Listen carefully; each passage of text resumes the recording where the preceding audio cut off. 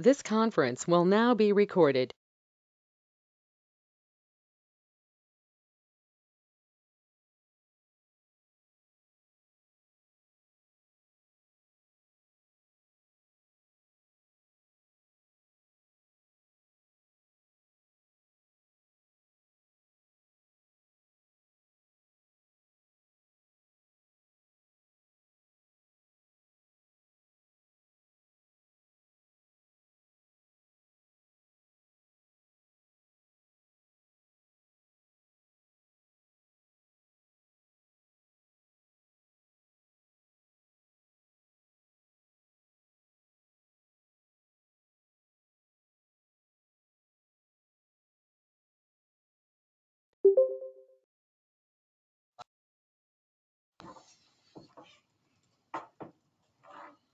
I'm going to call the roll. Here we have Carol Pankow, Mark Everton, John Grega, myself, Phil Measy, and Randy Bottleson. And on the line, we have Doug Zanter. Correct, I'm here. You're there, okay. I would entertain a motion to allow Doug to. Mr. Chair, I want to call to your attention that Doug Zanter actually has resigned from PPAC, Oh, that's right. Okay. effective as You're of the right. 9th. You're right. So he is attending as a resident. Okay, Yes. so we don't have to include Doug in. We have a quorum. Thank you, Laura. I should have remembered that. Okay. Do we have any public comments? No one gave me anything, and I do not see anything in the chat. Okay. So we have the minutes of the September 22nd meeting, long and painful to go through. 40 whole pages. 40 pages. Why did we do a verbatim? That was a request of Mr. Geppert to have verbatim minutes for this meeting, and since they were provided in a verbatim format, they did not supply a summary version. Mm-hmm. Okay. And there was a request on page 8. Let's see if I can pull it up here. Yes. They're wondering who said it. I had not joined the meeting at that Yeah. time, so I don't know who said it. It Can would we have just- to be one of the Can we four ju- people that were actually here. Can we just note that it's not, we don't know, Laura? I mean, we would be guessing. I Let me- looked at that and I couldn't figure out who it was. Where is it? Page 8. Page 8. It's about to be on the screen. You'll see there's a yellow mark This where, is 6, 7, 8. there it is. There. There it is. See where that yellow mark is, Sean? Is anyone else? I was unable to identify. I suspect in this long set of minutes, there are lots of other mistakes and people are not necessarily, I couldn't identify other places where there might have been people who were mistakenly said their names were there and they may not have been correct. Can we just make a note? Mhm. That we don't know? Okay. Okay, having said that, I would entertain a motion that we approve the minutes. I will move. Okay, so moved by Carol. Second? Randy seconds it. Any comments? If not, all in favor? Aye. Okay, 5-0, that passes. On to the financial report. Wait, I have a question though. Yeah. Will all the minutes now be verbatim? No, this is a one-off. From going forward, they will be like you're used to seeing them in a summary format. Mr. Geppert, I guess, could explain to us at some point why he asked for verbatim minutes. Bob Geppert, Monticello. Yeah, the reason that I asked for him is I was in Michigan and I really couldn't hear very much of the meeting. Okay. I heard it in and out. And as I found out later, everybody saw me sitting in a bathroom because that was the only quiet room in the house. But that's why I asked for it. Okay. And I see that this one, it says, somebody asked Mr. Leffrey. I think that's me, unless it was Mr. Leroy or Miss Leroy. But that was the only reason I'll try to find that spot in the meeting and see if, because it was directed at myself, I'll see based on the conversation if I can figure out who it was. Okay. Otherwise, we'll just leave it as unknown. But that was all. I just Okay. wasn't here and I just really wanted to know what happened. Thank you. With regard to the financial report, Alan is not with us today. He's cruising someplace. So Good for him. I don't know that there are any questions or comments on the financial report. I don't think there's anything really striking on the report looking at it. And Laura sent the October report earlier. I must admit, I did not have time to go over the October report. I have not had time to look at it either. It's Yeah. the full financials. I just Yes. received them last night. Yeah. So I was in meetings this morning and had no time to do that. Are there any questions or comments on the financial report? So is this the end of our fiscal year? Correct. Not the one, the one that Laura just. The Yeah. one that's up here on the screen Green. right now? This Yes. is Yes, the end? that's the end. But, That's the end. with one caveat, these are unaudited financials, so Right. and we've had, And- there's and- been some changes for some invoices that have come in for fiscal 22 since That's this what, was that's what I published. assumed So this was. it will change, but it shouldn't be significant. Yeah. So they're really not complete. So I think PPAC did a darn good job. Yeah. Is my comment. Okay. Considering that this was the last fiscal year. The numbers look good. Came in under budget. Yes, and it looks prudent. Mm-hmm. We spent the money where it needed to be spent. Any other comments on the finances? Okay, hopefully, and I think it's been very helpful that Alan has gotten it in the format we now have. Yes. Makes it much easier to see what's happening. So I think that's good. Okay, we're on to the next part of the meeting, and which would be the PPAC new member appointment or selection, our recommendation to the board. I think it's important to note at this point that those of you who do not know that Doug Zanter has resigned from PPAC.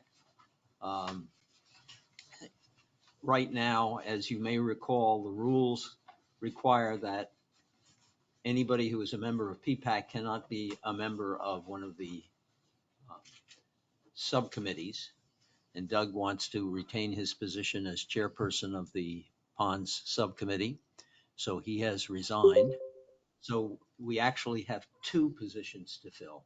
Oh, today. one. Carol has not resigned yet. Her resignation Well, isn't or effective. we till- have two positions to make recommendations about. Yep, what you can vote on one today. Yes. Yes, you'll vote on Doug's replacement, and Yeah. then our suggestion is to rank the remaining candidates, and assuming that the top ranked one would be the replacement for Carol once her resignation is official. Okay. And you'd still have to vote that person in then at that point. At that point, okay.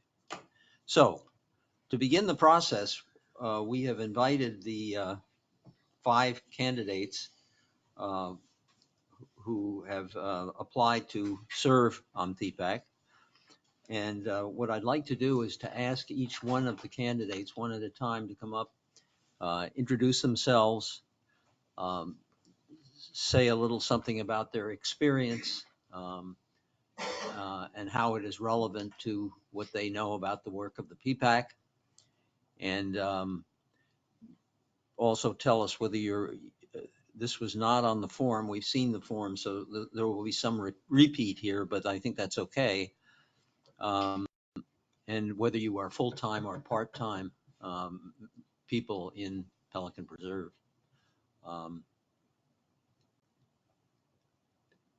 Mr. Question. Yeah. Has nothing to do with that. It had to do with the statement that there's a rule that says you can't be on PPAC and on a subcommittee. Right. I'm not aware of that. I can clarify that. For sunshine rule reasons, if you are both on PPAC and on the committee itself, it was the recommendation of our corporate counsel to have a liaison from PPAC for each of the subcommittees, because that way the people on the subcommittee and the liaison can talk. If the person is on PPAC and also the chair for the subcommittee, they can't talk because it's considered talking outside of a normal Yeah, I meeting. understand that So that's entirely, why. but I didn't know that it was exclusive enough. Thinking in terms of Mark, at this time, he is a chair, he is on PPAC, correct? Yes, right. And he But- happens to be chairman of of the landscape work group at this Right. time. He's the whole worker. Right. So that's not a We're- violation. no, we're- at we're- It's not a violation, but we're going to have to Okay, settle, that's we're going to all. have to settle Yeah. that situation. Yeah, I only brought it up because you said that it was a violation I'm of the sorry, rules, and yeah. it's not. It's At not, this point. okay. I Right, miss, 'cause I miss, he is the landscape misspoke. committee, so you can meet with yourself as much as you'd like outside of the meeting. Talk as so. much as you want. Okay, I just wanted to clarify, because it But- was a Talk recommendation. among yourself. Well, it's a recommendation that we have liaisons on this. Yes, Okay. Yeah. Fine. Yeah. Thank you. so that's where we're going to go. Starts answering himself. And Then we're in so, trouble. and so we will be with Doug having resigned, one of the two new people coming aboard would probably be the liaison to the to the ponds committee. So in any event, let me go back to asking each of the candidates to come up, introduce themselves, tell us just a little bit about your experience, give us a minute or two on that. As I said, indicate whether you are full-time or part-time. That was not on the application that we sent to you. So we will do this, I guess, in alphabetic order. So Peggy, I think that puts you up first.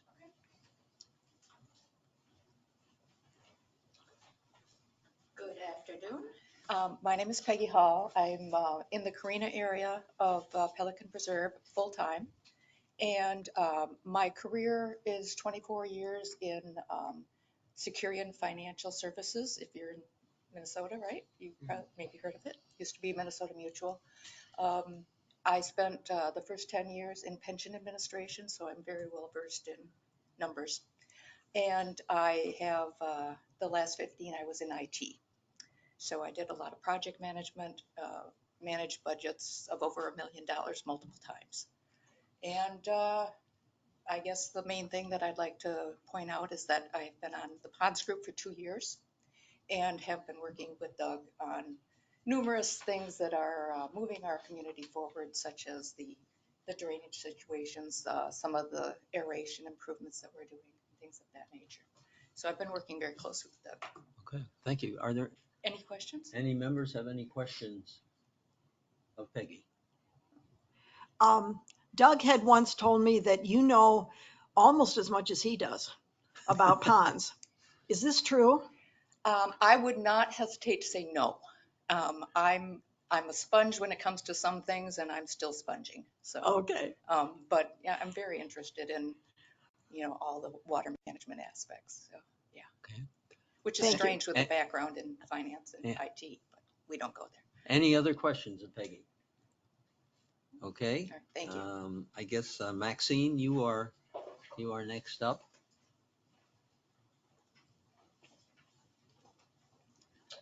Good afternoon. I'm Maxine Hansen. I live in Trentino Estates. I am presently on the HOA board. I'm the secretary treasurer. I live here full-time, been here for 6 years. And before that, I came from the south side of Chicago, and I was the secretary treasurer of the HOA board. It was a gated golf course community. So it's kind of the same layout.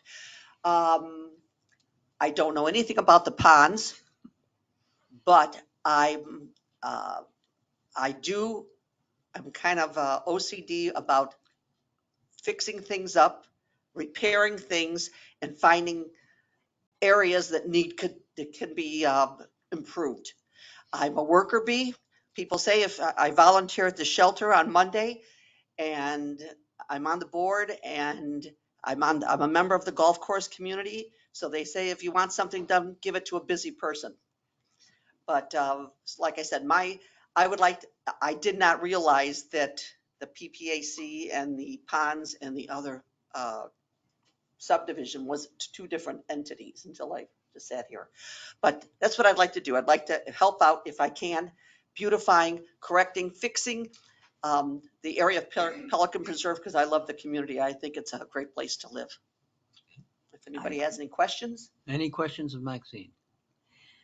Yeah, just one. Here, there was a Maxine Hansen from DuPage County, Illinois. Yes. Many years. Is she any relative of yours? Maybe an aunt or something? No, that's me. That's you. That's me. Really? Yes. Well, I was on the DuPage County Board years ago. So that's where Yes. I lived in Cook County and in DuPage County. I lived in Darien, Illinois, which was DuPage. oh, right. Okay. And then we moved to Orland Park, which was a Cook County. Okay. But yes, Okay. Well, welcome. thank you. Small world. It is a Small world. Small world. Any questions of Maxine? Okay, if not, we Thank will you. move on. Sharon, I believe you're up next. Hello, my name is Sharon Cordy. I've been a resident here at Pelican for about almost 8 years. I am here about 8 months. I'm not a full-time resident. I go back to Minnesota for a few months in the summer when it's tolerable.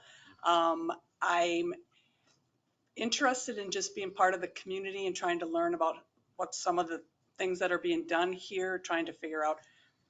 I know it's a huge process and there's lots of people involved in a lot of committees, but I'm interested in just trying to be a reasonable voice for the community and for other people of how things could be improved or how we can do things better or change things that may need to be changed or continue with the way things are going well. I am a pharmacist, so I really don't have any background in anything management per se or any business type of thing. I've worked as a pharmacist for 30 years. I did home care and did home infusion for patients. And so from Minnesota for most of my years, but here now in Pelican. Any questions? I do. You must have a great memory if you're a pharmacist. I try to think that I do. Yeah. What drew you to Pelican? You know, when we first decided to live in Fort Myers, we loved the whole area of Fort Myers and the weather was perfect. So we looked at a ton of different communities and we just happened to come across Pelican knowing that it was 55 plus. And when we moved in here, we were not 55. So we went to the sales center and said, there's a chance that we can move in. There was new houses. It was a beautiful development. We played a lot of tennis. We're very sports active. Tennis and golf and pickleball and all that stuff was very much an interest to us. So when we found the community and fell in love and found that they were building new homes versus going into buying older homes that needed a lot of renovation, and they would take us being younger than that, we thought, well, let's go for it. So, and we've been very, very pleased. We've been our second home. So we've done the Pelican Shuffle.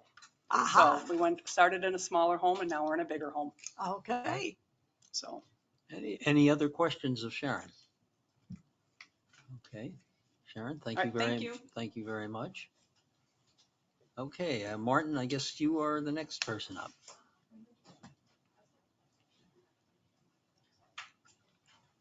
Good afternoon. I'm Marty Mantenfeld from Monticello area of Pelican Preserve. So I'm a former senior reactor operator. I'd like to say that I boiled water for a living, made electricity for 33 years. I've been involved in many projects. And one of the things that sort of bothers me here at Pelican Preserve is that I don't see budgets on an Excel spreadsheet. Okay, and Excel is a very good tool where you can put the burn down curve on your expected expenses over a 12-month period against your actual expenses, and you can tell whether or not you are above the curve, over budget, or below the curve and under budget. I'd like to see that happen. It's one of my goals. I'm currently on the landscape committee with my HOA, and I'm also a member of the Pelican Preserve architectural committee. So I'm trying to get involved a little bit with the community. This is another step to do that. Any questions? How many years have you been here, did you say? I've been here full time since August of 2020. I bought my place in 2017 and waited till the power plant closed, and me and 360 of my closest friends got walked out the gate on the June 19th of 2019. Where was the plant? In Plymouth, Massachusetts. 2,028 megawatts thermal, 667 megawatts electric. Coal-fired plant. Nuclear. Nuclear. So I'm a former senior reactor operator with the NRC. So you could say that. Yeah. Okay. Any So I other boiled water, a lot of it. And any other questions of Martin? Martin, thank you very much. Okay. And Mike, I guess you are the final person. Last but not least, my name is Mike Munson. I bought in Casella in 2016. I've been full-time since 2019. I don't know anything about the ponds either, except there's a whole bunch of my golf balls on at least one pond in here and two, and a few others across the neighborhood. I spent almost 37 years with Quaker Oats, all in operations, mostly in project integration, project management. The last 17 years, my main role was to make sure and facilitate multiple different functions, finance, R&D, manufacturing, got together to come to a final solution. Most groups wanted, salespeople wanted a cheap price, R&D wanted very, very expensive ingredients, supply chain wanted to run very efficiently, and those three things don't work real well. So it's all about compromise, and my job was to make sure the project came to life. Okay. Been retired now for 4.5 years, and I really want to start getting involved in the community, and this looked like a good opportunity for me. Okay. Any questions of Mike? All right. Thank you, Mike. We thank all of you, by the way, for, which I didn't say in the beginning, for applying. I was very gratified that we had 5 people who were interested in having a job on the PPAC. And we're sorry, actually looking over your applications, they're all very good, and it's too bad we only have room for 2 people. But that's the way it is at this point. But we appreciate your interest. Is there a reason again why we can't vote for the 2 people? Why do we have to wait There has to be again? an actual vacancy in order to vote, and Carol is still on the board. So until her resignation is official, there is not a second vacancy on PPAC. So does that mean they have You to come can, back no, again? what you can do today is vote to replace Doug, and then rank the remaining candidates with the assumption that the highest ranked candidate will be the one that you'll vote in for Carol's vacancy once it's official. So you're basically ranking in the top 2 candidates, I would assume, are the ones you're going to vote in. One would be voted in today for Doug, and then the second would be once Carol's resignation is official. Okay. Because you can't have 8 people on PPAC, which you would have since Carol hasn't resigned yet. So, Laura, since we are ranking people, but I think our initial vote, we don't have to do any ranking. Is that right? We can just.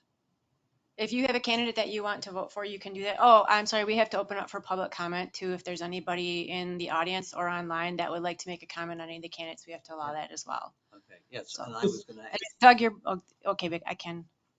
Okay. I was going to ask, first place, do any of the board members have any comments on the candidates? Yeah, I do. Yeah. I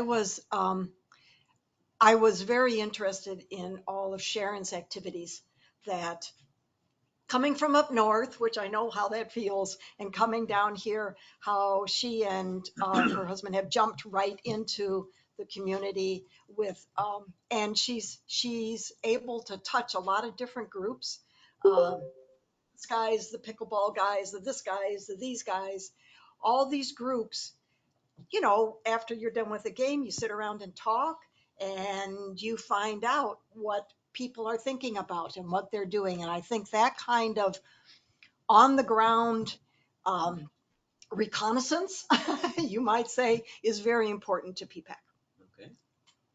Any other comments from any other board members? I would like to make a comment. I was on the ponds committee for several years. I was in littorals, and I had an opportunity to work with Peggy and found it very beneficial. Thought she took charge of several projects, did a great job, and really enjoyed the time spent working with her.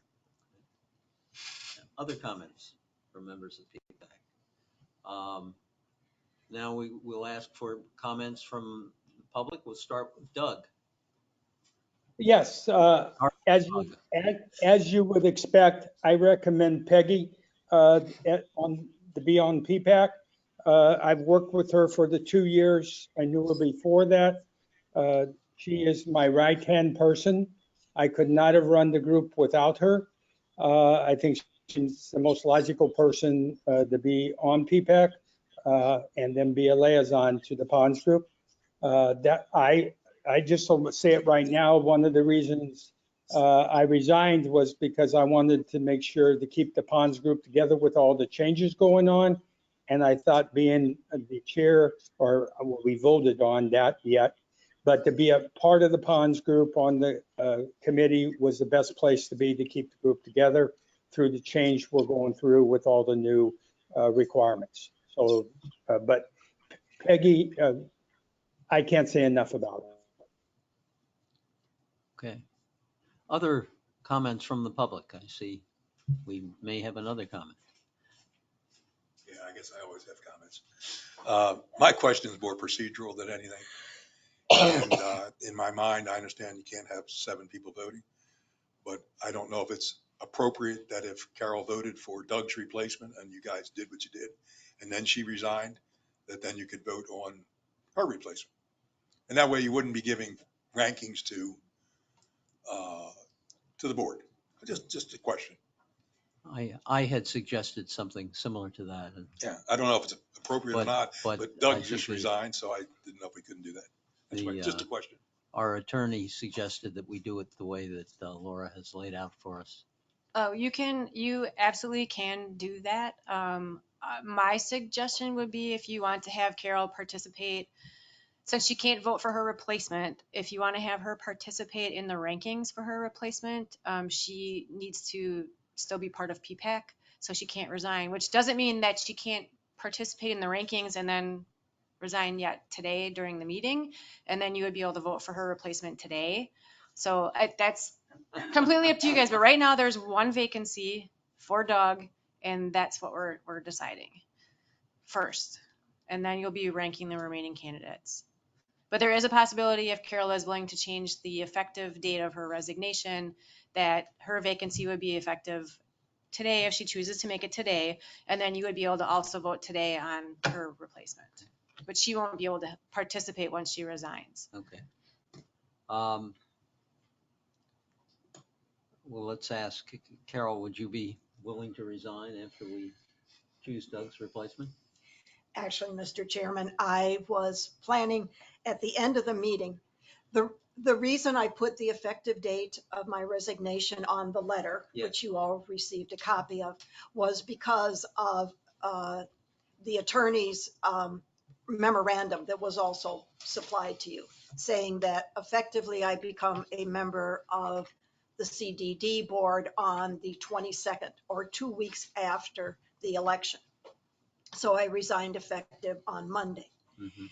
At the end of the meeting, I was going to ask you, Mr. Chairman, if there was any other business or any reason that this meeting would be postponed or held over to another date, at which time I would still be a member of PPAC. And if there would be no business, I was planning on resigning effective the end of the business when we get down to adjournment. And then you could vote on my replacement right away. Mhm. Okay, well, I suggest we go forward with it.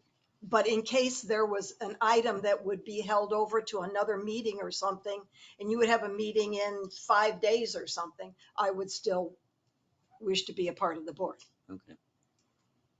I suggest we go forward with Doug's replacement first, and then we'll move on to, assuming that Carol is willing to resign, that we move on to her replacement. Can I interject? I suggest that you let her participate at least till you get through this item 7 agenda items, because then you have another voting member of PPAC. Mhm. You remove her as a voting member if she resigns prior to your finishing those items. But again, that's your call. Mhm.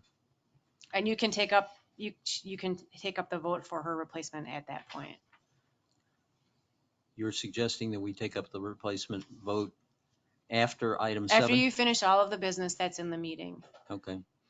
right before you adjourn, just as Carol had In suggested. other words, after number 9. Yeah, okay. All right, let's work. Ask me if I have any comments at that time. How about that? You doing your member items. Well, we, during member items, everybody has a chance to make comments. So. Okay, let's start with replacement for Doug. And I guess I'll ask for your verbal vote on this one. So I'll start with you, Carol. I would vote for Peggy. Doug, Mark. Mark. Peggy Hall, please. Mhm. John? I'm going to stay with the young lady, but I think I'll go with Sharon. Okay. No, we need a replacement like her because we're all men on this board. And I think we need the opposite sex to keep us level. Okay. So at this time, that's why I think the men have some great, excellent resumes. And are we being sexist voting for a woman? Just a little, all right, I'll shut up. I think that's probably a good thing to do. Randy? I vote for Sharon. You vote for Sharon, okay. So I guess I'm gonna be the tiebreaker here. I would vote for Peggy. I think that's 3 votes to 2 for Peggy, so Peggy, congratulations. You are not a member yet, but we are very hopeful that the board will officially make you a member. My goal is I have the agenda item holding open to plug the name in to bring to the board at the meeting on the 17th, which means that any of the candidates, assuming the board approves, will be able to serve in their capacity on PPAC at your December meeting. Okay. All right. We'll move on to Safety and Security Subcommittee. As you probably all know, there are 6 people, 4 of whom are already on Safety and Security Subcommittee. I'm sure I'm not giving it the right name, but nonetheless. You are absolutely correct. Safety and Security Subcommittee. Is that it? That works? Okay. I'm getting used to this subcommittee business. The 6 people are, and if you move that up, we have 6 people. Frank Estrella, Don Bickle, Ted Crawford, Dean Groves, Alan Mulstay, and Jennifer Nisanoff. As I say, 4 of those individuals were already members, but have to be reaffirmed as members, and Frank and Alan would be new members. And are there any comments on any of these people? I'm gonna suggest that we vote on all of them together. So if you have any comments on any of them, board members, any comments? Know any of them? I know the 4 existing. I do not know that Frank or Alan. I've not met them. Yeah. I'm in the same position. I know the 4 existing people, have worked with them. They're all very good, but do not know the other 2 people. Are there any comments from the public, from the audience? If not, I would entertain a motion that we recommend all 6 of them to the board. So moved. I'll second that motion. Moved and seconded. Any comments? If not, all in favor? Aye. Aye. Okay, so that's 5-0. The next group of people are for the ponds subcommittee. We are only going to be electing or recommending 7 of the 11. The other people will be offered positions, but they will be non-voting positions, but positions working for the subcommittee. So I would ask Doug to give us his input on this. Doug, you have any comments? Yeah, I would just say that there is, first of all, we will strike Peggy from this list because now she is on PPAC. And when you include me, 7 members of this list of 10 are members of the current group. And that's Lynn, Peter, Michael, Richard, Jim, Lou, and myself. So that would be the 7 members that I would recommend. I've already reached and let the 3, thanking them for interest.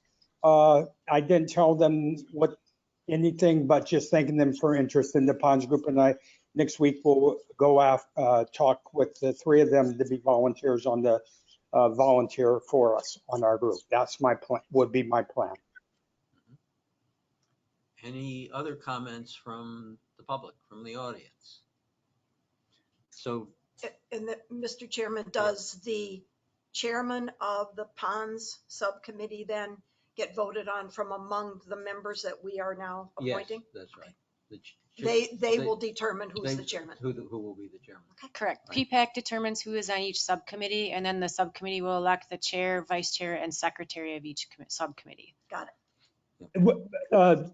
Can I say something? I'm probably right now the chair of the Ponds Group, but I'm not anything right now with the subcommittee. They're 2 different, the Ponds Group, the old group. Yes. When the new, when the new group has already been formed, though, has already been approved by the board. But not, but members. So The members have not been the members have not been identified, right? The Ponds Group will have to have a meeting and an election of its officers. Correct. Correct. And that's on the 17th. It's already scheduled. It's on the 17th next week. Okay, so as long as we're doing that, I'm going to take a segue because I have this as the number 1 item on my list. There's been some confusion regarding locations and meetings and things like that. So it's been requested that PPAC make a decision where they would like the subcommittees to meet. Would you like it to be here in our boardroom, or would you like it to be in Pelican Preserve? And that's a PPAC decision. Since they're your subcommittees, you can determine where they should meet. My feeling is, but I'll ask for comments from other members of the board, we ought to ask the committees themselves to recommend where they ought to meet. I think someplace in Pelican would probably be better than here. Okay, So that more the people. 2 requirements are that it needs to be open to the public, and somebody there needs to take notes for minutes, or you need to have some kind of a tape recorder or something like that so that we can have minutes. That's the only requirements. If it was held here, would you attend the meetings? Depending on the committee, most likely staff would be. I would delegate that. Like our public works director is going to be attending the safety and security work groups. I will be online attending remotely, but I don't intend. This is the only committee that I intend to attend in person unless I have something on the agenda. Okay. Okay. But there will be a staff. Someone from Gateway will be at each of the meetings. Okay. Comments from the board? I think the attendance would be much better if we had them in Pelican as opposed to needing to come out and over here. Yeah, I'm of that opinion as well. And safety and security was accustomed to meeting in Pelican Preserve. Mm-hmm. So I think we're in a position to specify at this time is that the board or the committee, the PPAC committee, would specify that they should meet someplace in Pelican Preserve. Okay, and then request from staff so that we can get the agendas published appropriately is that each of the subcommittees would be responsible for finding their own meeting space. Yes. And then they would just need to let Georgia know where that is and when it's going to be so that we can have it published on the agenda. Mm-hmm. Okay. Do we need a motion to that effect? I don't think so. I don't think so either. Okay, I think it's the consensus of the committee So that's what one needs point of to happen. clarification then, the agenda hasn't been officially published for the Ponds meeting next week. The agenda currently reads that it will be in this room. If it's PPAC's wish that the meetings happen in Pelican, we can absolutely make that happen, but I need to know where it's going to be like today so that we can get everything published. So. Doug? I think Doug's already got a room reserved. Let us speak. If you can just Doug, information Yes, along. the theater in Pelican Preserve already, we had both rooms scheduled. We got the room, the boardroom where you're in right now, and I also have the theater in Pelican Preserve. So Okay, it'd if you be- can get that information to Georgia, I think she's Okay. actually listening, and she can Okay. get the agenda updated. And then you and I will connect, and I'll come over and take a look at it next week. Okay. You'll come over and look at it. What are you going to look at? The room, the Oh, space, you just want to the see. meeting room. Yeah, I want to see where you guys are going to meet. I see. She went Okay. to the movies. Yeah. Don't tell my secret. Okay, so we are back selecting members for the committee itself. And let me remind you who they are.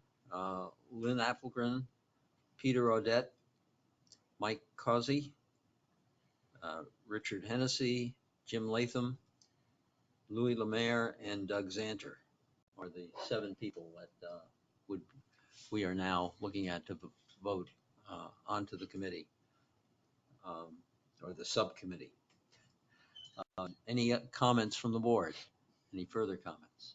Any other further comments from the public? If not, Can I just ask one quick question? Sure. Laura, a Peggy. staff member could, Oh, can you come up to the Peggy, could you microphone, come up to the please? microphone so that we get this in the minutes? And reintroduce yourself too, Peggy, if you would. Peggy Hall, would a staff member be willing to do minutes remotely?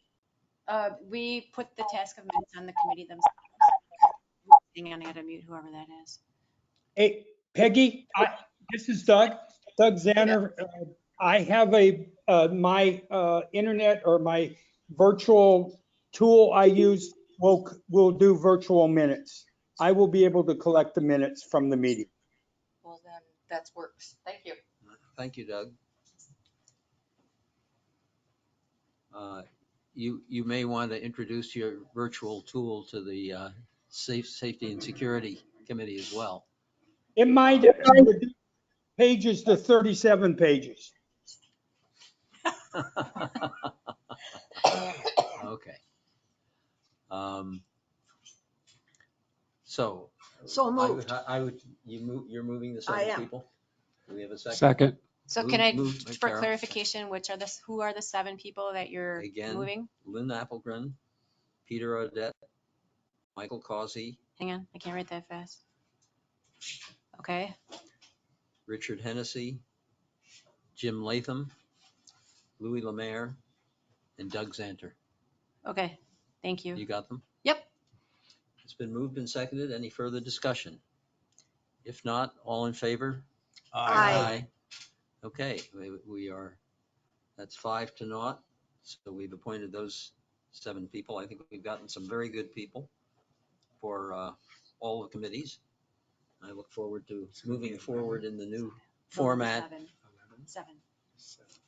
The new format. Okay, we're up to item 7D, Passarella contract for fiscal year 23. And Laura, I'm gonna leave you to give us the background on this. Sure. I looked back for last year for fiscal 22, and this appears to be an annual expense that Pelican has with Passarella. You have a standard $20,000 that you allocate each year for them to continue to do the GIS work for your site that you guys have where you can click in and look at things. They had added $15,000 into it last year, and while Doug was still on PPAC, he did move some things around to cover that $15,000. That was not allocated this year, so I received an invoice from them to have the $20,000 that's normally in there plus the $15,000 for the landscape stuff. And so I'm looking for permission, approval from the board to move $15,000 over to cover the expenses from Passarella to do that GIS landscape work. Okay. Doug, do you have any comments on this? The only Doug? comment was last year I covered the expense out of my ponds budget, and I Mhm. moved money within my pond budget to do landscape to just help it get off the ground. And you know, I guess I anticipated that they would have a budget going forward, and that would be in their budget. But I'm okay, but I think it should be in the ponds. It should not be in the ponds group budget. That extra 15. Unless Mark doesn't have it. I don't know, Mark. I technically don't have a budget right now, Doug. I'm not a You subcommittee. you do have line items in the landscaping budget. So staff recommendation is to create a line on in your landscape budget for GIS services landscaping, and then move $15,000. You have money in your R&M other in your landscaping, and we could just move it Right. from that line to the I GIS didn't know line. if I have So, the authority to do that. well, I'm asking PPAC as a whole. I need permission from PPAC to do that. So Is that an you acceptable can motion? disagree since it's ultimate. I mean, since No, right now you're on landscaping, but I need permission from PPAC in order to do that. I think it's a very reasonable solution because it is a landscaping item, so Mhm. it should come out of the landscaping budget. Okay. Further comments from the board? If not, I would entertain a motion to do what Laura has suggested, and that is to move the $15,000 into its own line and move the 15,000 to its own line. I'll I would- second that motion. Okay, I would move it Okay, initially. Mark moves it, John seconds it. Any further comments? If not, all in favor? Aye. Okay, Laura, you have permission to go ahead and do that. Thank you. You'll see that show up on your November financials. All right. Next item is Wiser Security Contract Extension. Again, Laura, this is another item that you need to take the lead on. Okay. Their contract expired on September 30th. The contract we had with them was only for 1 year. Actually Randy has been in negotiations with Wiser, and they are willing to hold their current pricing through the end of the calendar year. Not you, Randy, our contracts, Randy. And they're willing to hold their current pricing through the end of the calendar year, and they're requesting a 4.5% increase. They're willing to hold that through September 30th of 2024. And Randy, I thought he was listening. Yeah, he is. Correct. Please correct me if I'm wrong, but they're willing to hold that price through 2024. So we're trying to keep the contract in sync with our fiscal year, which ends in September 30th. So for the next 2 years, then it'll just be a total of a 4.5% increase. I'm not aware of any issues between Wiser and Pelican with what's going on there. Things have been good from a staff perspective with our interactions with them, but ultimately they're your security company. So we just wanted approval from PPAC to move forward in executing a 2-year contract that would expire at the end of September 30th, 2024, with a total 4.5% increase. So for 2 years, prices would hold firm. Scott, do you have any comments on this? Not at all. I think you should proceed. Okay. Staff as well. From a district standpoint, we're very happy with them. Questions from the board? I thought originally this was a 3-year contract. I think there was a paperwork snafu when this went out. When we bid it out, the verbiage in the RFQ, for the quote, lended itself towards being a 3-year contract, but when the pricing was submitted, it was only submitted for 1 year.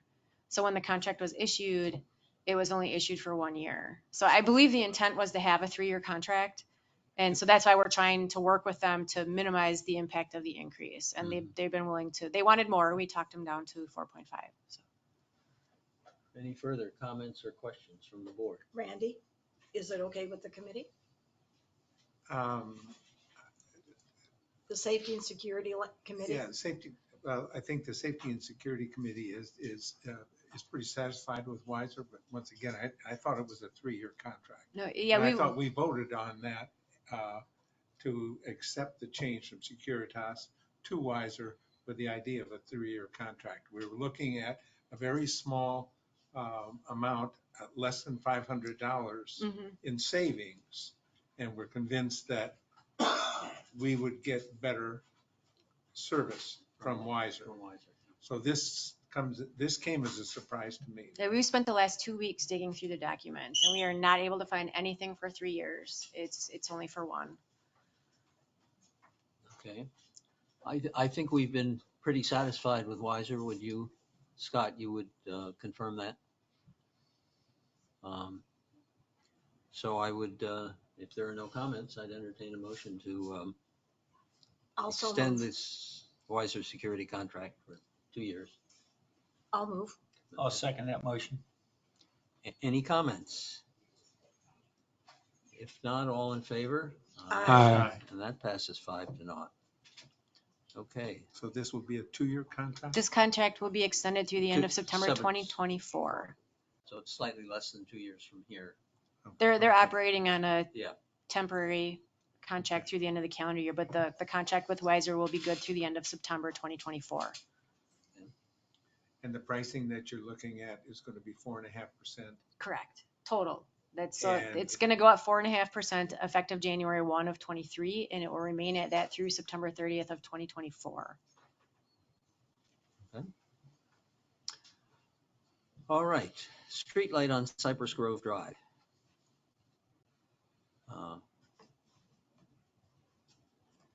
Randy wanted me to clarify, they wanted 4% for each year, but we were able to get them to agree to a total of 4.5% for the 2 years. So we actually saved a little money. Okay, I guess I can address that. The streetlight, Yes. the most recent, and Scott can probably fill this in, the most recent information we have is that a certain amount of the parts have been received by West Coast Lighting, and that some are still waiting delivery. I don't know specifically what that. so this is just an informational update. We have already approved the expenditure to install the streetlight. We did in July, Mhm. and the order was placed in July. And we were given a 12-week lead time for the light pole itself. Now I suspect that the West Coast Lighting's work schedule is going to be really more on fixing and repairing than it is in new projects, but they still have to get all the parts. Was there any other update on that, Scott, as far as? No. Any questions from the committee? Okay, nothing to approve there, so we can move on. GIS layer for GSCDD signs.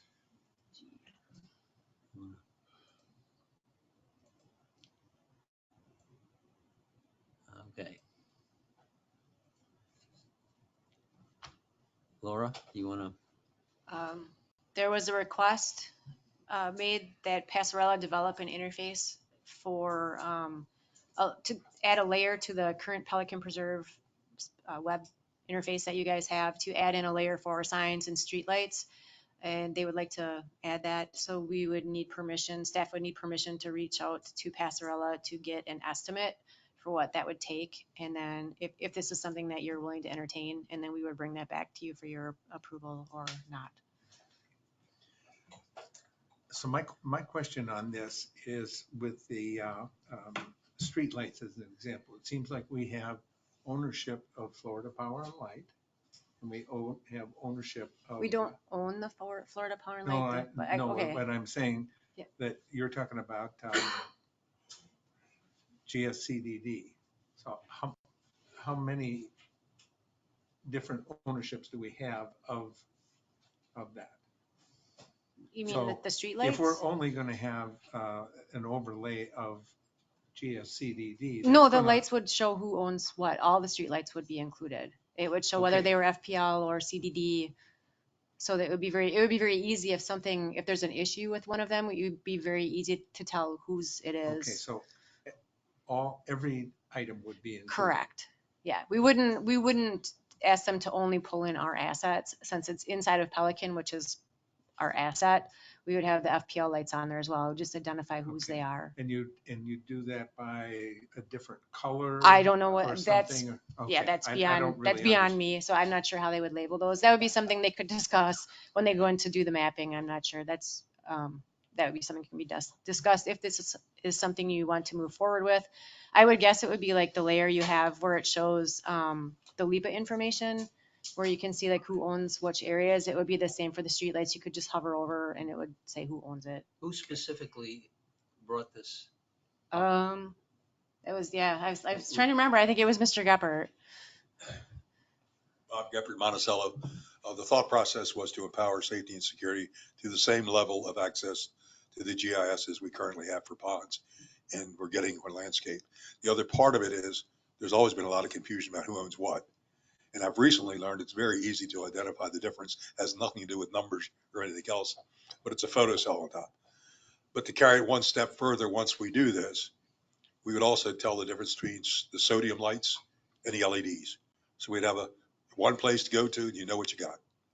And this is just a layer for an existing document. So I don't think it's going to be a great deal of money, but And who would be working with who would be working? safety and with security. Passarella? Yeah, On safety this? and security. Yeah. Mhm. They're Dean's group. Somebody on Dean's group. Okay. So is this something that you would like staff to move forward with to get an estimate from Passarella to see what the offer would be to do this? Well, Yes. that's what we're discussing. Right. I'm right. just asking the question. Any other questions about that? If not. No, I think we should move forward Yeah, and you get want an to estimate. make a motion and to have or does staff, or can you just, is the consensus of the committee sufficient? Consensus is fine. Okay. Yes. I assume consensus of the committee to have the staff move forward with that. Okay. Okay. All right. Ponds update. Doug, you want to give us an update? Hello. If you put that up there in front of me, I will go through it. I just found out this morning, some of the work I was doing with the recovery work, our solitude person that does our conservation and the manager both quit last week, and no one informed me. But we still have a couple trees that need to be removed, and I have to work through that with solitude. The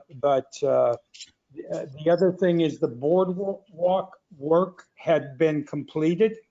I'm not going in proper order, but the boardwalk repair of the rails on each side had been completed by Marine Construction. That work has been completed. I just don't know to the committee who's responsible to maintain the boardwalk. I mean, from a financial standpoint, I don't think it's in anyone's budget. We took it out of the reserves when we built it. I think we should address that at some point in time. I covered it for the repair work. I don't know how much of that will be reimbursed, but that's something we should think about going forward. The total for all these combined was around 30K for the boardwalk, for the tree removal, and for the compressors that ended up falling into the ponds. A little bit, well, go back, any question there? You say that you right now we're charging it to the ponds budget, is that right? Correct. Yeah. But I just don't know if you really say who's responsible to maintain it, to paint it, the things like that. I don't know exactly where that is in our budgets right now. Or probably in the past it was in Lennar's, right? But it's got to be somewhere within PPAC. Okay. Well, right now we don't have anything in there for it. Is that right? So That's we'll correct. need to make a place. Mr. Chairman, Yeah. Scott Sharnoff, Pelican Preserve. It's always been in the O&M budget. Okay. Yes, it's under preserve, boardwalk, maintenance, and repairs. Okay. So it's always been in there. It's covered then for. Well, we have an expense line. Yes. We don't have that sizable Okay. cost. So. Mm-hmm. But that's where it's budgeted. But is there anything in the budget for it, right? Next year? Is there any money there? $1,002. 1,002. Yes. Okay. That's the same as almost nothing. Yes, understood. Just stay there. Agreed. So, But that's because it's new. We weren't anticipating a hurricane. so we will have to find money if something comes up where we have to do work there. Unassigned reserves. You'd have to use unassigned Unassigned reserves reserves, at least. if the dollar amount is large enough. Mhm. Yes. Okay, If I may, one last comment. Doug said the work is done. yes. There was a review of the work that was done by Chelsea, Laura, Carol, and myself, and we have open items that need to be repaired by the contractor. To clarify, those are outside of the area that those were specific Oh, I thought they were repairs made. specific No, to it. we had Keith verify, and there's items outside of that area Never that need mind. to be repaired. We had some joints that were really cattywampus and could hurt people if they hit them. Yep. I thought when I walked it, I don't know how Carol felt, I thought it was related to the repair. Didn't have a chance to let you Oh. clarify Okay, with Keith. that's good. Thank you. Keith and I were involved with looking at the repair, and Keith did the last repair, view. Okay. Doug, you want to continue with your report? Yes, the aeration power discussion that we had a while back, that's the first item, I'm sorry. Go to the top. At the end of the last PPAC board meeting, when I I guess it wasn't the last one, it's two before that. I presented the aeration where we're going with a different contractor. And Ed Tinkle brought up the cost of power and some minimum amount per box. And one of our residents in Pelican Preserve stood up after the meeting, came over to me, and he's working on helping us trying to find a way to minimize our power, even beyond reducing the compressors. The guy's name is Ed Hedges. His career was in power.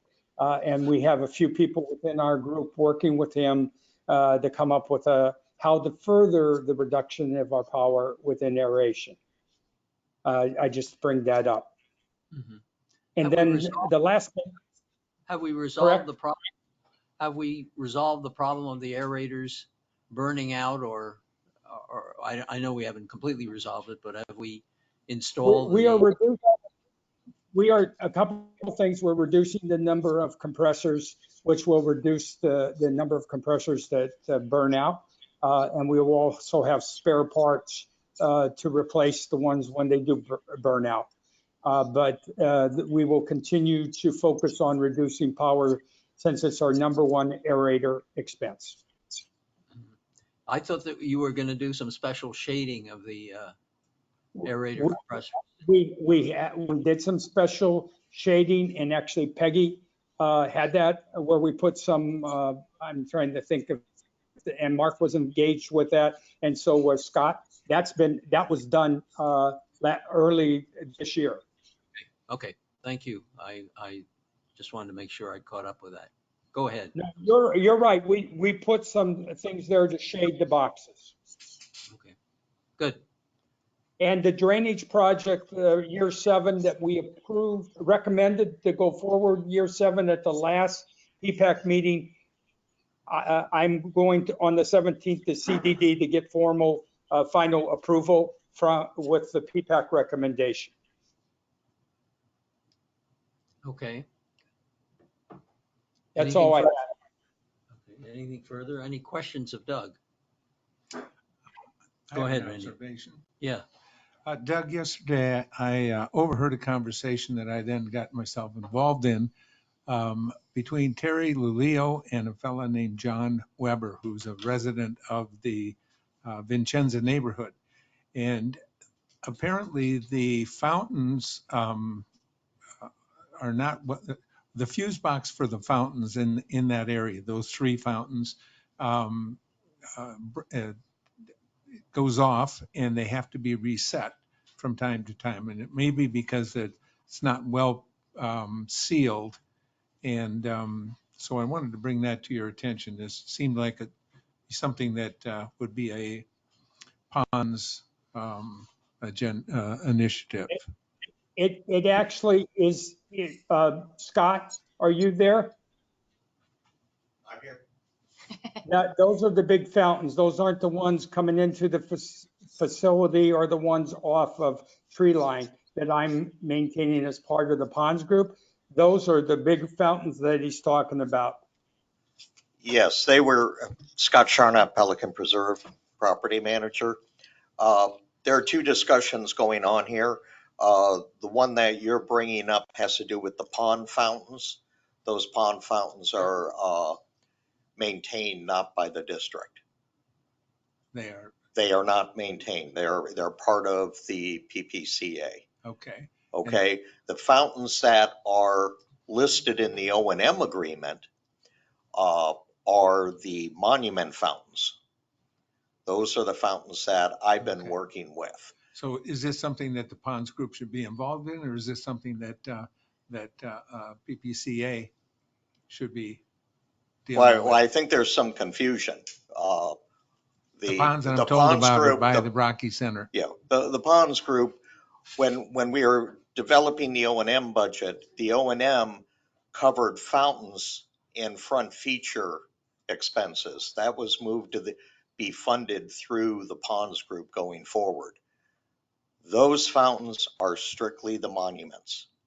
The two monument fountains at Colonial and the fountains at the entrance of Tree Line. The ponds fountains that you're referencing are handled through the town center in the ponds. Okay. And so Even though they're who's going to flip the switch on the circuit breakers to reset those. well, in the past, that has been handled by John Phillips, the Okay. maintenance man, or in conjunction with Jim Torba, because they work on that together. But it's a PPCA function, is that right? Yes, it is. Mhm. It's always has been. The confusion came up with what we were budgeting for in the O&M agreement were fountains associated with the monuments. So now that has been moved over to the ponds group. And I know Doug Zanter is working on a vendor, seeing if the ponds vendor will do that type of work. If not, we still maintain it through the O&M. Mhm. But that's going to have to change because we don't have funding for that. Are you referring to any of the, on here? On No, the- I'm Okay. I didn't not, think so. no. All right. That, All right. now you're talking the O&M responsibility. We're talking budget. Okay. Budget and is it being paid through the O&M or is it being paid by the 002 account? Not talking about organization. Yeah. Thank you. Very confusing. Randy, any other questions on that? No. Okay. Anyone else have any other questions of Doug? Okay. Ready to move on to members' items and report, and I'm going to turn to John first on this. What I passed out and to all the members here of the committee, and there's also some copies up there, is the new exhibit for the maintenance agreement. There are a couple things on here. I'd like people to look at it. Some of these we can discuss if there's any issues, but I have a couple things here. Item number 2, we really have to wait. Tony is doing a review of this, and that's why it's listed as it is. Item number 11, I think there's an error there. I think the owner is just PPCA. The maintenance is PPCA/GSCDD at this time, but I believe the funding does come from PPCA. I left the irrigation as shared until we can get that sorted out for sure with Tony, because that one's at irrigation, same as item 2. Items 2 and 11 are both irrigation. I think because Tony was researching where that all falls, so. So So what that's- Tony is researching is part of item 11 as well? It's all irrigation, yep. Anything that's orange is a change from the document that you guys were given the last time. So what you gave me Correct. yesterday, I highlighted all of that in orange. Okay, So that was why I did it that way, just because when we talked yesterday, because they're both irrigation and we're still trying to figure out exactly who owns what and is responsible for what and pays for what, I highlighted them both orange. It doesn't mean it's going to stay this way. That's just something that we need to investigate. And then once Right. that's finalized, we can change. We'll make it, this will reflect whatever it actually shakes out to be once Tony is done. All right, that's the only discussion I had on this. Does anybody here have any discussion? This is a living document that's going to constantly be changing, I think, over time, mainly because of PPCA, the ownerships and other things. But any comments from the board? I just have one question. Is this part of the, I'll call it title work, but that's not the right subject, or that Tony is doing for us? The reserve study? We had given him a not to exceed figure. Yes, the and he was easements doing boundary and lines. ownership Is this and all part that. of that too? Correct. Okay. Yep. It is indeed. Okay. Because where the irrigation falls, that'll determine who's responsible for taking care of it. So now we are changing or updating the exhibits, but we are not changing the agreement, the O&M agreement. I don't have a proposed revised O&M agreement at this point. We felt it was important to identify whose responsibilities the funding and maintenance were first before we brought forward anything to look at as far as the O&M agreement itself. I think there is some question on the part of the PPCA as to whether the O&M agreement itself should be changed. Well, that's a board of supervisors. It's an agreement between the PPCA and the board of supervisors. Mm-hmm. So they had asked that because this is a Pelican, you're the committee for Pelican, and Right. these are in your community, that would be best for you guys to give the input as far as whose assets they are. But the O&M agreement will come in front of the board of supervisors, because that is an agreement between the board of supervisors and the PPCA. So I'm not prepared to discuss it. I have nothing to present at this point. So just laying that out there. I'm Philip Rodner from representing PPCA. We don't believe from our reading of anything that CDD owns any of the irrigation system whatsoever. It's got a responsibility for maintenance of the irrigation system, but not the ownership. We think that presents a unique legal problem. Back to Carol's question about the irrigation system, the primary lines for the irrigation system run right through what we think is the CDD property. However, the PPAC has always maintained the irrigation system, and specifically charges through O&M the repairs that occur on O&M property. So it's not a terribly difficult problem once you figure out what the boundaries are. It's an issue as to whether or not there are some legal issues with regard to easements and things because of the way the lines run. And you've also got to deal with the reclaimed water lines. The reclaimed water lines run right down Pelican Preserve Boulevard from Tree Line and down Cypress Grove. So those ought to be addressed at the same time, even though they haven't been included in this ever. It's because the reclaimed water lines aren't being used right now, but they exist. So we might as well deal with that, as we look to do that, and then engage PPCA in terms of renegotiating the contract, the O&M contract. So you're suggesting that John needs to get together with somebody to figure out other things that are going to go on this exhibit with regard to the. It seems to me. We're talking future or now? I'm thinking, why would you do it twice? I mean, if you're going to do the This Mets. whole thing is a working document. We're doing agree. it all the time. So I understand, but if we're going to be doing the Mets and bounds and trying to redefine or redetermine what the outline is of the CDD property, why not deal with all this at one time, get it all resolved at one time? I actually don't think it will change once it is. We're completely built out. The lines are in place. There's no reason to think that we're going to continue to change this on a regular basis. There's no reason to. I think you're both saying the same thing. Until Tony comes down with this. Right. We don't know what to talk about. Okay, But does it look like we're gonna have to add a couple of more lines? perhaps, Well, let's wait till we get Tony's review.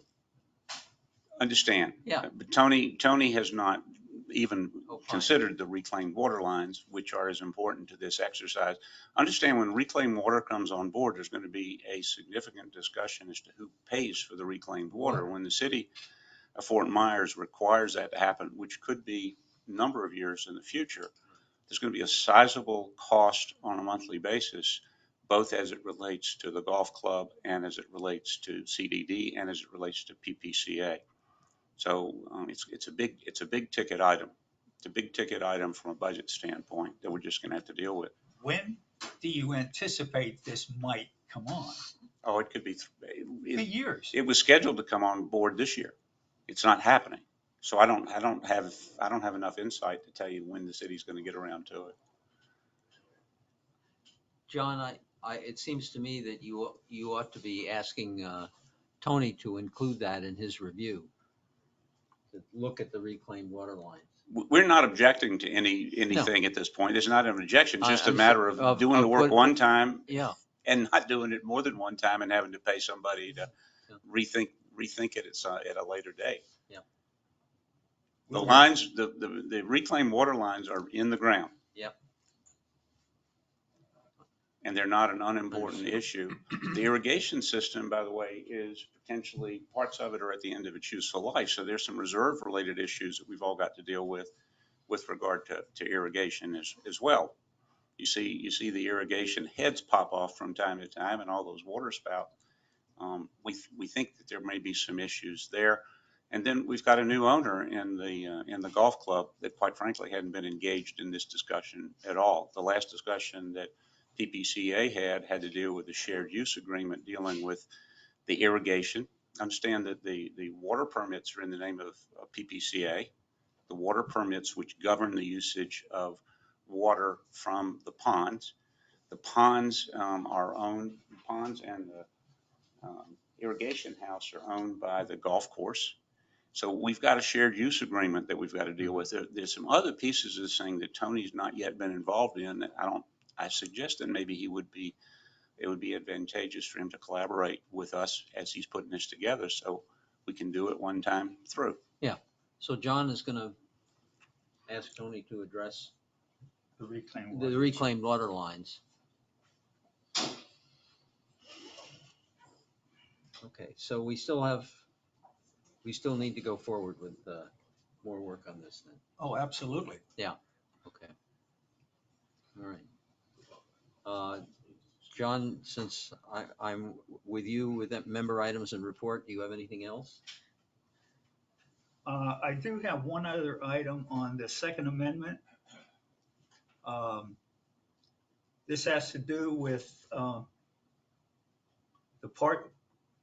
paragraph 9B of the maintenance agreement dealing with, actually, I guess it's Laura's, the amount of money. It should say how much money we want to have in here. The old agreement states the parties agree that the new retainer amount shall be $130,000. This is way too high at this time. I think in discussing with Laura, she suggested it'd be around $70,000. That's 2 months worth of expenses based on the budget, which Right. is what the agreement states. Right. So that's something we intend to change there. This also has to be looked at a little more as well. And that'll be a living document as well because the budget is going to change Absolutely. each year. So This whole thing is a living document Yes. in a way. agreed. Okay. But I think that one thing, do we need to vote on the 70,000 probably at least? No, because that'll all happen when that O&M agreement goes in. That's a discussion for when that document happens. Okay. So we're not changing anything at this point. I haven't proposed any changes at this point. So it's just, we had some discussions about the amount of the retainer. That's not the total amount you can have for the year. That's just the 2 months worth of funding. Philip Rodner again. When we redid the O&M agreement years ago, and that change was made to raise it to 130, we determined after an analysis that Phil got involved in, Right. that there were some issues with regard to reimbursement. And we believe that the 90,000 that was in the previous agreement is as good a number as any. I'm not sure that it really matters. The issue is really a cash flow issue, dealing with whether or not there's sufficient money in that account for the bills to be paid. So until we work through all of that, I think it would be imprudent to necessarily change the number till we kind of get a handle on who's going to pay for what. Right, that's why I said we're not proposing a change at this point. It's just rough calculations based on the amount of the O&M Okay. budget. That's 2 months worth. So that's just to notify the committee that this is another issue that we will be dealing with. Okay. John, anything else? Not at this point. Okay. This will be revised. Let me go down to Carol. Do you have any? Do either of the other members have? I have anything? one thing which I would like to bring up before you get to Yeah. Carol, if I could, Yeah. please. Oh, that's Okay. right.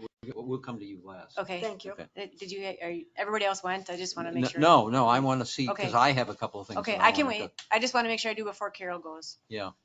Randy, do you have anything that you want to bring up? No. Okay. I mean, I have a couple. Yeah. I have a couple of items that were brought up from the last meeting, safety and security. Okay. There was a request by Richard Rowe, president of Prado HOA, about some traffic study for an island that's in that a triangular item on Prado Drive. And some studies were done on it, and it was it was decided that if Prado's HOA wanted to fund a study, they could probably get it done for $2,000 to $2,500, but it may not be necessary because of the low volume of traffic that was studied, and also the fact that residents are pretty familiar with that. A second item that came up, and Don. So is there anything that's just for information? Is that right? Just information only. Another information also, Don Bickle reported it on Fort Myers Police Department. And from January of 2022, there were 24 days that were requested to have Fort Myers Police presence. And of that, only 4 days were that we have a police presence in Pelican Preserve. So this is a volunteer overtime by the Fort Myers Police, and we don't seem to have very much interest on their part. There's very few citations written by that police department, but the feeling is that there's still interest and value in having them visible in the community. So at this point in time, it looks like we'll continue to try to have Fort Myers Police, but it's kind of on their willingness to take on an overtime role. What does the committee feel there's value in having them in the community, even if it's on limited basis? Philip Rovner, PPCA. I think, quite frankly, I think it's a waste of money. If they only showed up 4 times out of 24 requests, and they're not issuing very many citations, they're not really doing any work. It seems to me that CDD could save the money and rethink the whole process. I don't think it does anything to add to the safety of the community. And I think from what we get in emails and things on that issue, they don't see it. People do speed. There's no question about that. You know, the signage that you had, that measures the speed, maybe a few more of those in place of actually having a policeman there to catch a few people. It just doesn't make sense. Too expensive. Okay, thank you. I know one of my husband's fellow bike riders was actually given a ticket by one of the police officers there because he did not stop for a stop sign on his bike. And that's one thing that they can write a And citation he was for. a little ticked. But they cannot enforce 15 miles an hour speed Right. limits. Can't they can't enforce it. So, again, this is something we go back and forth on. There's been a $10,000 budget put in for this. And I think people believe that, the police, if you see a police officer in the community, that may tend to slow people down for a while, and they can do it. But it is something that, even down Beckel has questioned the validity of continuing it, but there hasn't been a. Well, I suggest we return this issue to the Safety and Security Subcommittee for any recommendations they may have. I would, I have a question regarding this. The citation was issued to a bicycle rider for not stopping at a stop sign, Right. It was at, but not cars. right, Not a car. yes. Oh, give tickets to both. He was going down Pelican Preserve Boulevard, and at the stop sign at Cypress Grove, he did not stop. He went right through, and he was stopped by the police officer and given a ticket. Because they're required to follow the same rules of the road. Yes, they And- are and- users and- of the road. And although the police cannot enforce the 15-mile-an-hour speed limit, they can enforce bicycles or cars going through stop signs. Or Or golf carts, or any vehicle going through a stop sign. Well, I think golf That's- carts are important to stop at all stop signs Also, and class, and come to a complete stop. But that is very difficult for a bicycle but with a bicycle, if you're in a bicycle lane. Because the bicycle lane has also been discussed. We don't have a bike lane. We do That's, not. that's the issue. So are we supposed to ride on the sidewalk and hit No. No, pedestrians? You're supposed to you're stop supposed your to bike. stop at the stop You're sign. supposed to stop your bike. I would just make the comment that since we did bring the police in, and I'm not advocating we necessarily use them going forward, but a lot more people do stop at the stop signs that seem to just cruise straight on through before. So I think it did have an impact. As to whether or not we're getting benefit from it still, I don't know. But I think it did wake up a few people, at least, that there is a stop sign there that they ought to take a look at. I stopped at Cypress Road now. and the reality is we have not spent that much money because it's, we don't hire them except Right. for those who are willing to take an overtime shift. Okay, well, again, if the Safety and Security Subcommittee would advise us as to whether we should continue to go forward with this process. I know that the committee is looking at what we can do to dampen speeding in the community in general.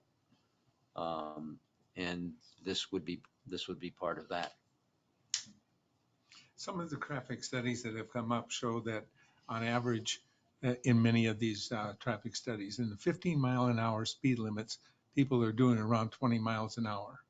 On Prado Drive, where it's 25 or 30 miles an 30. hour, they're driving 20 miles an hour. Mhm. So it's not, in my mind, it's not that they're deliberately trying to speed. They just can't keep down to 15 miles an hour. That's my feeling. Mhm.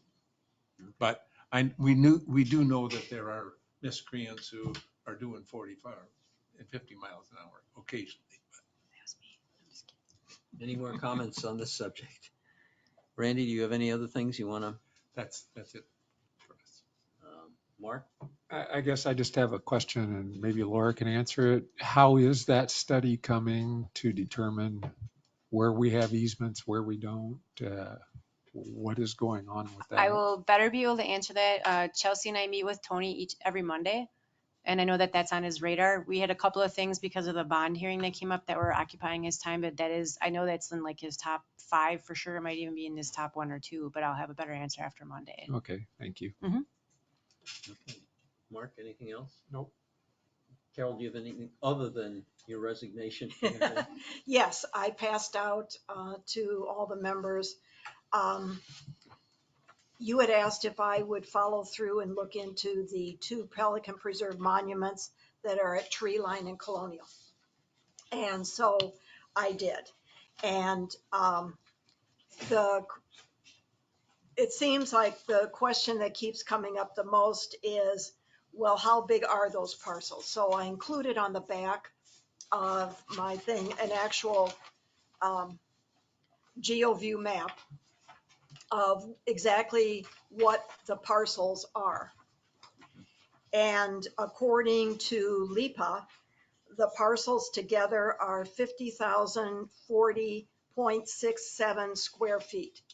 There's 43,560 square feet in an acre, so this is slightly more than an acre. They don't look to be exactly equal, so I wouldn't say right now that that's the total square footage for both of them.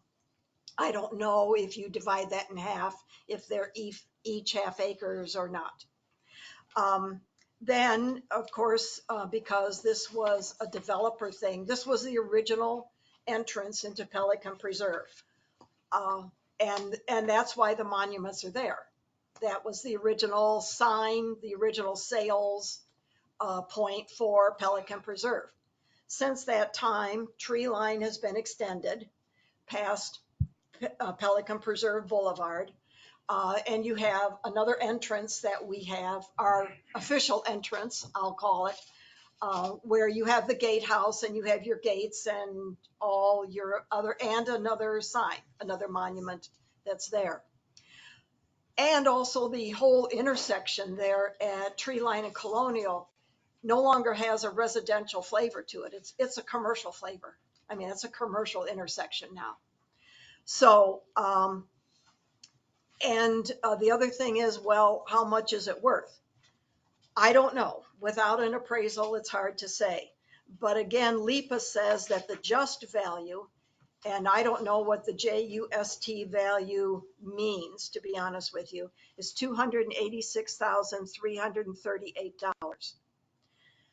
And again, the attorney is going to have to give us some information. I don't know if there are any easements or covenants on it, which dealing with a contractor, you always have to be careful of easements and stuff that they might have put on there.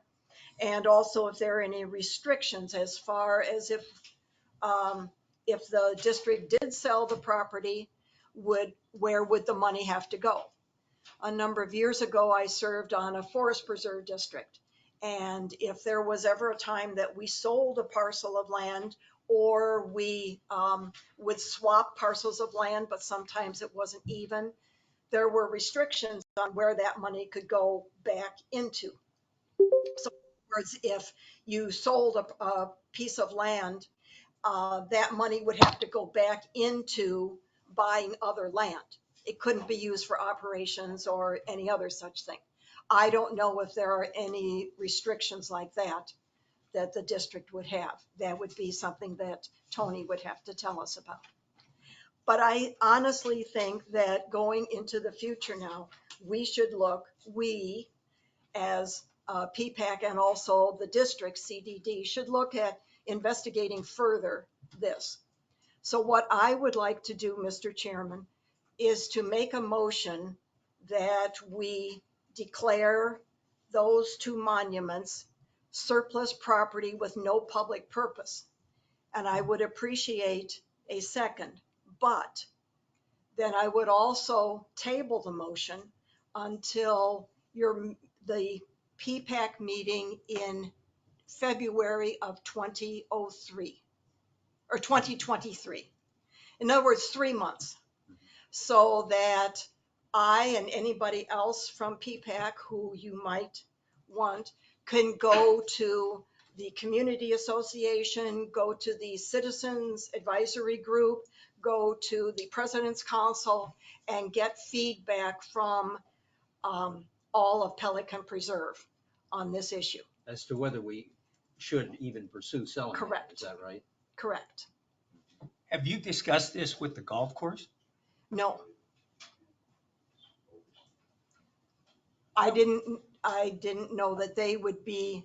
I wonder if they might take over the whole, I mean, if we're talking an expense, they might want that monument there and take up the expense of it. Well, we can certainly add those. If in the 3-month period, we can certainly contact them and ask them what their opinion is. And I don't know, sometimes the community association sends out a questionnaire or a survey, that might be something we would want to ask the community association to, this kind of a question to include in their survey. I think we need to spend a certain amount of time, and I'm suggesting 3 months, to get out into the community and see what the community thinks. If the golf course took it over, does that solve the issue with the community would still have it? So why even ask the community if the golf course is willing to take it over? Why would they take it over? Let's find out. Yeah. I'll approach it. I'll take on that responsibility and check with the golf course. And see if they want to own it? If they want to own it, they may say no, take it down. If that's the case, that's the case. Yeah. Do we know how much? But right now, it is solely owned by the Gateway Services Community Development District. These 2 parcels are completely owned by the district. So they'd have to take over the parcels as well, is what you're saying. They'd have to buy the property and put whatever they want to on there. Or, as you're saying, take it to the community and see if they want to do it. Right. Let me check with the golf course. Right. Because if the golf course is willing to take over that responsibility, then right, why go to the community? Do we have it's still there and nobody, Do we have any idea how much we spend on maintaining that property? I don't. I tried to look back through the budgeting things, but of course we have a landscape contract. That's a whole contract. This is part of that contract. So, but I wasn't able to, determine how much this was of the whole contract. Our landscape contract is over $1 million. Scott, I don't know what part it would be. Did you guys take care of that monument? Was that part of your responsibility? It was, and now it's not, but I mean, I can pull numbers. I can look into it.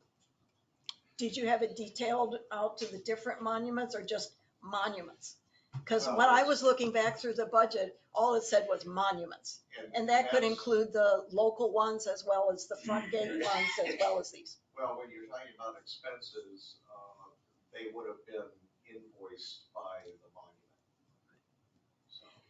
So you could determine. Be a project, yeah.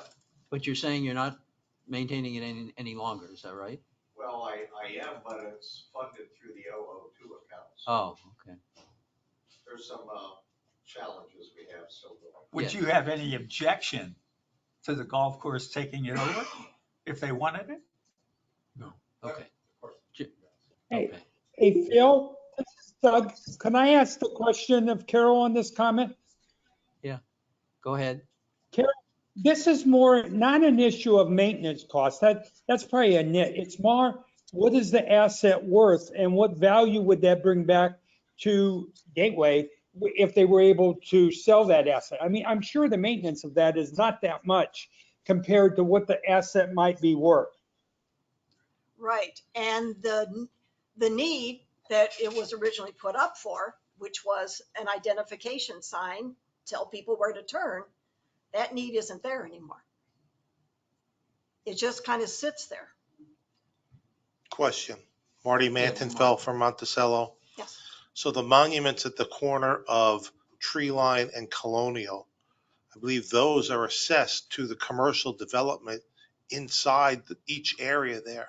If you look on the Gateway tax documents, each business is assessed for maintaining those monuments. Yeah, so it's a shared expense, but we still spend, Okay. yes, Winn-Dixie and all the others do share in that, but we expend, I thought it was somewhere around $30,000 a year It's a shared in expense. maintenance. Shared in Yeah. the sense that commercial pays. Yeah. Now, I don't know whose cost maintains the ones at the entrance at Pelican Preserve Boulevard. We do. We do. Yeah, We do. Yes. So, The and district does. we have no responsibility for the ones at the corner of Tree Line and Colonial. No, we because have the all the, commercial- we have all the Commercial responsibility. buildings pay for those. All those commercial buildings in each of those lots pay for those. That's the way I It's- read all it's- that's the way I read the tax assessment documents. But the people who actually do the work is the district. But if, when it was proposed a couple months ago, is if we upgraded it to modernize it, make it look Yeah. pretty, then that cost at that time was looked at as over 700,000. I think that's what Carol's trying to avoid. You know, whether we really want to do that for this, do we even want the things? But yeah, that's the kind of questions we got. What do you mean modernize it? Well, you recall when Colonial modernized their openings, they changed the color scheme. It's going back to The modern Pietrowski's palette. days. Everything up. When Pietrowski was here, just so happened that Colonial upgraded their front entrance and the tree line entrances. And they look prettier. They look nice. So that's what I think Yeah, prompted I think the look. the monuments are a little ratty looking. They're old, They're old. like us. Yep. It's a 55 and older. John, why don't So, you? so Mr. Chairman, would that be okay with you? If I make the motion so that the subject is on the table and I table that motion until the February meeting of PPAC, Mhm. would you put that as an agenda item on the February meeting? Sure. So that either I or someone else can come back and report to you what the That's- different groups that we contacted, what their opinions were, how they told us what they thought about it, et cetera.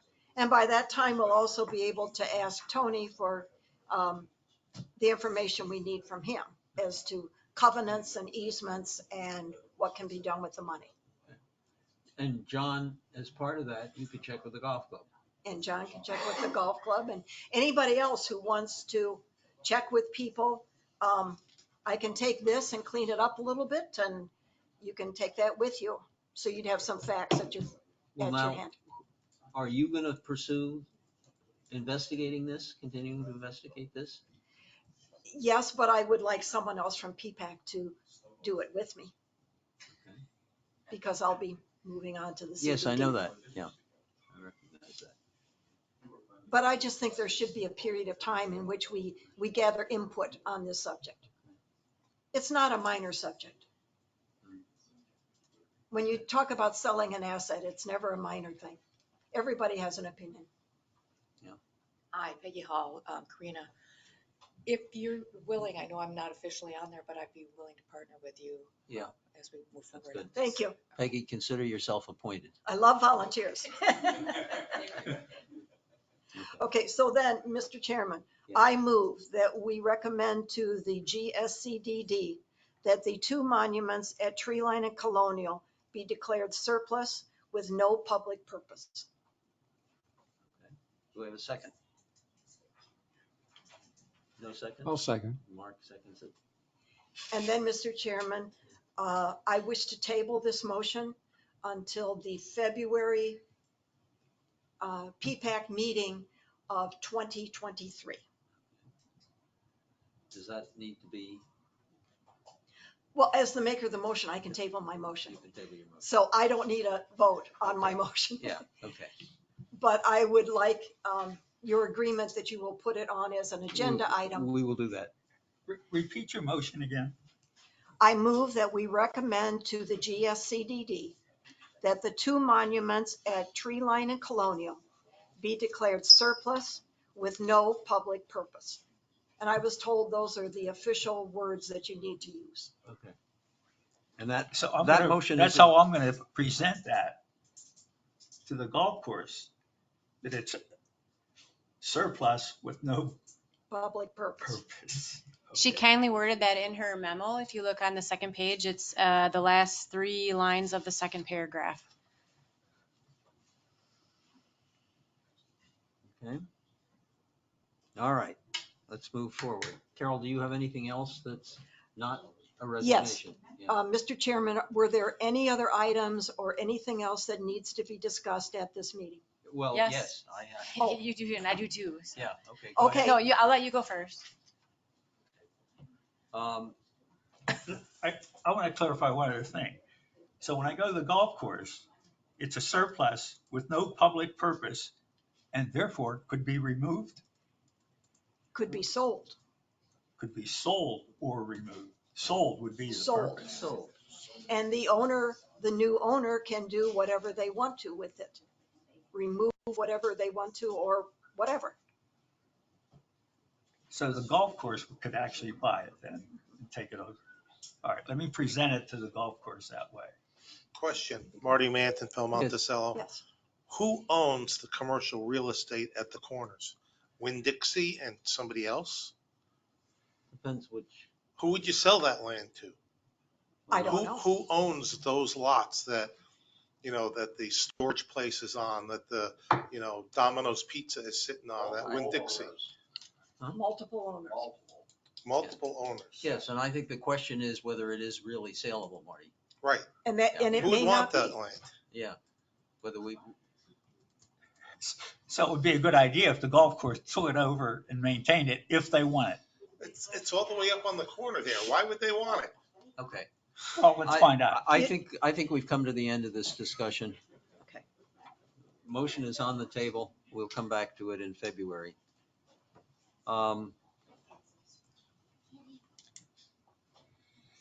We still have a couple of items that we've got to resolve, and I'm going to put them on the next agenda. One of them is we still need to arrange to undertake a reserve study, which means we have to get a member of the committee who is willing to work with the CDD staff, Me. Laura, to get a reserve study underway. My attempts to find somebody to do this so far have not been successful, but we will put that will be on the agenda. The other thing that I think we need to put on the agenda for the next meeting, we've discussed this at a couple of meetings, but I think it needs to go on the agenda again, is a final set of rules for the boardwalk as to what traffic we are going to allow on the boardwalk. Right now, we are really operating under what are effectively temporary rules. And I think we should probably get permanent rules in place. There's several ideas about what we could possibly do. I will ask you to take a look at the memo that I sent you a couple of meetings ago about what the rules are as far as the boardwalk is concerned. And I'll have Georgia send that to you again before our next meeting, so we're ready to discuss. I just want to remind you that those rules are put in place for the majority of those rules, if not all of those rules, are put in place because they're necessary according to the criteria for the permit for the boardwalk. It's Yes. not that they're CDD rules. So That's correct, yeah. But we could pursue, if people feel they want to, we could pursue changing those rules. you could Potentially. request a change to the Yes, rules. we Yeah, could it's pursue- going to be we a could- very, yeah, a very yes, expensive undertaking, just so you understand that as well. Oh, yeah, So, we okay. understand. Okay. I understand that. Not opposed to it. Just want to make you aware. We have not, despite the fact, we have not actually published a set of rules. There may be a set of rules, but we have not published a set of rules, so it's something that we need to look at again.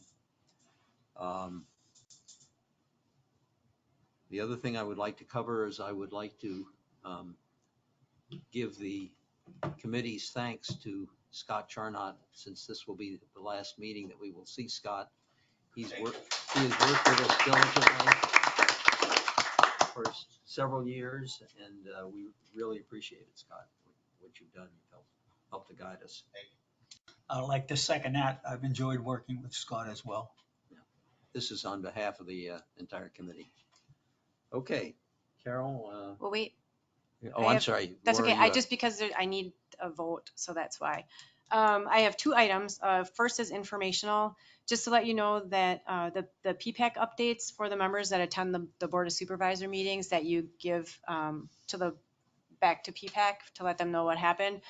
Georgia had previously been sending those out to the group. She's no longer going to do that. She will be publishing them on your agenda under the member items and reports. So those will go there. So please continue to send the information to Georgia after you attend the Board of Supervisors meetings, but she won't be sharing those with the committees anymore. She'll just putting them on the agenda in the agenda packet. So you'll get them still a week ahead of time before the meeting, so you'll have time to review them. The second is something that Doug may or may not be aware of. The downspout initiative for this year for fiscal 23 is actually $19,000 short for the work that needs to get done for the year 7 portion of the project. It actually went over budget in fiscal 22 by a little over $33,000. However, the total ponds budget itself was $56,000 under budget for the year once you combine everything. So I am proposing that I request from Sonia to take 20,000 of that $56,000, which is considered carry forward, and would go into your reserves, and slot that over to cover the downspout project before it goes into the reserve account. But I need your permission to do that. I just want to remove it from the carry forward before it goes into your reserve account. So it'd stay in the ponds budget. I'm just taking 20,000 of the 56,000 from last year and adding it to the downspout project for this year because we're about 19,000 short. And I figure if I move 20, that gives us a little wiggle room. Doug, comment on that? Yeah, I noticed that when we went through the reductions, that's where that came from. I think it's something that I agree with. Okay. Okay, thank you. I have a question as to why the reports from the CDD meetings have to go the way you're suggesting. Why the change? We're trying to consolidate and have less work for Georgia. She sends out a lot of individual emails in between the meetings. And since it actually is a report back to PPAC, it's appropriate for it to fall under the member reports area. Now, the problem with that is that we usually like to get it back to people a couple of days after the meeting. I agree. And this would have to wait until the next Well, meeting. you can't take You're any missing action on two anything meetings because there's until. 2 board meetings Correct. that we'd be getting info on. A week before this meeting. What would be wrong with that report just being sent to the committee by the person that attends? You can't. We don't have to go through You Georgia. violate sunshine law. Because you Is can't, it? yes, because you're sending an email to other members of the committee outside. It's a communication to other members of the committee outside a scheduled meeting. I mean, the amount of work that Georgia has to do, if she receives She just the forwards report, it. she just forwards it. That's all she's been doing anyway. It was a policy change I was asked to pass on. It's all she does is forward the exact memo that comes out. And so instead of forwarding it, she'll just be including it into your agenda packet under the member updates. Which is going to be 2 board meetings late. You'll still have it before your next meeting. We don't like the change. At all. Bob Geppert, if PPAC votes that they don't want to change, I'll advocate at the next board meeting. Okay, I'm just I know. the messenger. Not killing the messenger. Just the messenger. I agree with you. I hear you. I will try. I didn't even know about it until about 2 minutes ago. I agree with you. So. I hear you, and I'll try and take care of it. I would like to make a motion that we continue to do it the way we do it. I don't. It's an easy motion.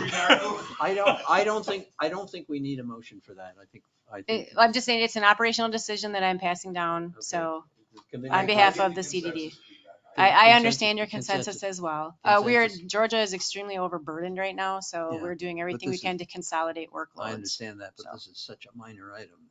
Well, please understand that you have one minor item, and then you have one minor item, and you have one minor item, and you have one minor item. Pretty soon there's a lot of minor items, and it becomes a major item for Georgia. I have a couple things I have to bring up with Tony. Can I ask Tony if that report goes out is a problem with the sunshine law? If you send an email to you cannot email each other out. You cannot talk about any board committee business outside of a regular scheduled meeting. By sending an email to the rest of the committee, that counts as communication. So the only way I shouldn't say to get around, the only way to comply with the sunshine law is that it would have to come from staff. Yeah. So if the report went to a member of GSCDD and they sent it to us, it would be okay. Correct. That's why Georgia's been doing it. That's what Georgia's been doing. Because she can send something out to all of you at the same time. You cannot send something out to the rest of the committee. Yeah. John, let's let this go because it seems to me that we're swapping the same amount of work, and Bob's going to pursue this with the with the board. That we don't want to do it. Which by the way, brings up a reminder that I forgot, is that we should set the attendees at the next couple of board meetings. Laura, when are there's a board meeting on the 17th? Correct. And then there's one on December 1st.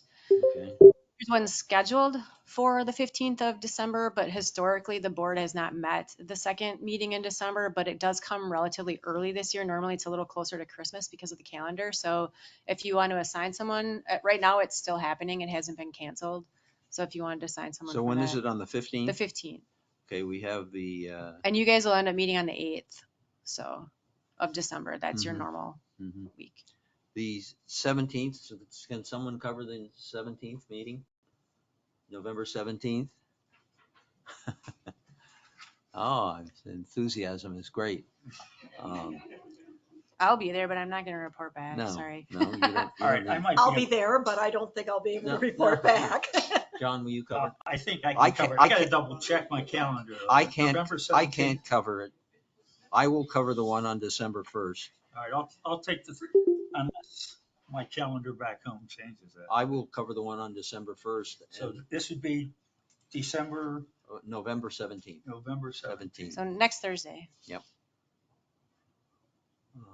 I'll try and make it, but something else going. Okay, and the one in December, we can decide at our next meeting who will cover that. Laura, do you have anything else? I do not. That was all I had. Thank you. Okay, I'll go back to Carol.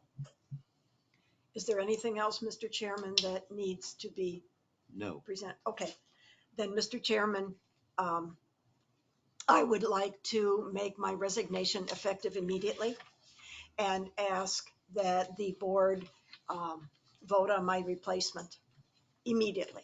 Okay. And if I were, under member comments, if I were to suggest my replacement, I would suggest Sharon. Sharon?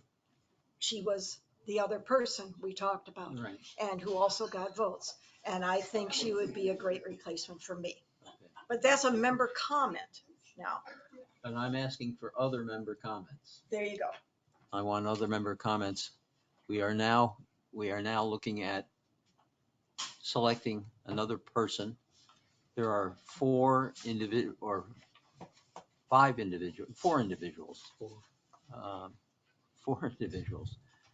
Maxine Hansen, Sharon Cordy, Martin Mantenfell, and Mike Monson are the four people who are